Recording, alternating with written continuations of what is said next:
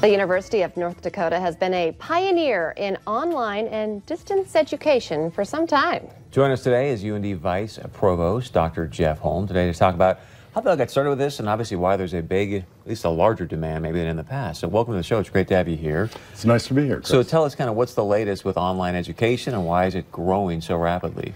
Well, you know, first of all, I have to say I'm really excited to be here to speak to you today about online education at UND.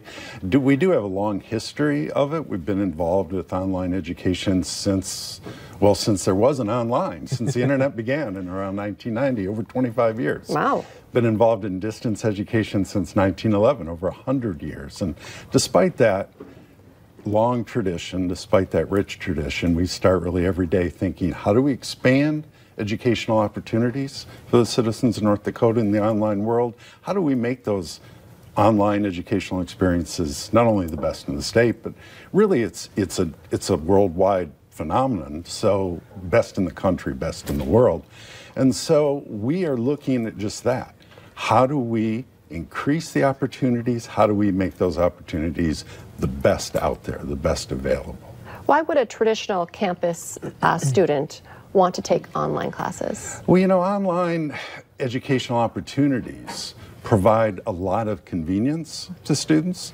Students are able to complete courses when they want to, not when professors like me want to be there.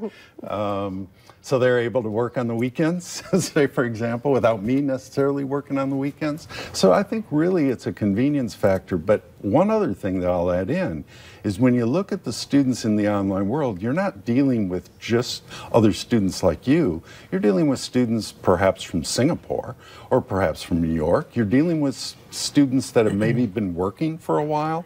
You're dealing with students that maybe have families. So it's a really different experience seeing the students in the online world compared to just the on-ground camp. And am I able to get a degree in, for example, philosophy or psychology, not just a computer type degree online? Sure. We have, some of our most popular degrees include special education, nursing, psychology, communications, journalism. We have space studies is another one that's a very popular degree. Engineering is huge. Our undergraduate engineerings almost all of them are in our top 10 in terms of enrollments online. Convenience, that seems like the obvious reason to do online. Are there other benefits to doing it online as well? Because you would think maybe you're not having the same connections with your professor or the other students. The connections online can be more of a difficulty, but they're not insurmountable. We have a lot of, I don't know if you've played any of the gaming online where you join other people from all over the world. So a lot of the online courses have those opportunities as well. Students can work together who don't necessarily know anything about each other when they start. So I think there's a lot of possibilities that can make an online experience a better experience, at least a very different experience than a regular on-ground or on-campus course. Are there any drawbacks to it?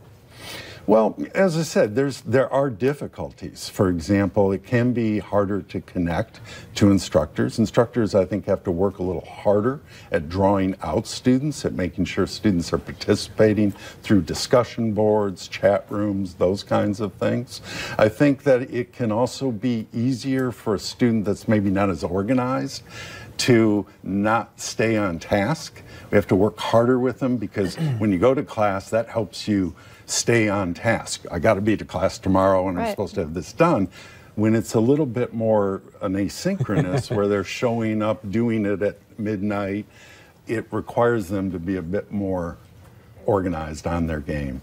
I would think that this would help increase graduation rates though as well, because I sadly often hear I'm just like 1 or 2 classes short of having my degree. I just can't make it work with my busy life now. Yeah. Can people take advantage of this and finish? Yes, that's a great thing. There are a lot of people out there in the country. We have about 38% of North Dakotans between 25 and 65 who have some college but don't have their degree. Right. And now they have a life. You were talking about your children and basketball and hockey. They have things to do.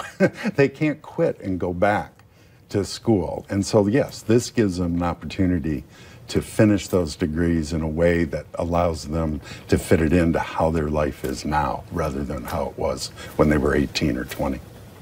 Good Cool stuff. I know. Yeah, it is. It's sweet. fascinating. All right. Well, thank you so much for coming. Before you go, how do people find more information if they want to? UND.edu and then Easy. online programs, and we're all there. Thank you for being here. Thanks for inviting me. Coming up next, the YMCA in Grand Forks just got a makeover. We're going to have a special sneak peek next.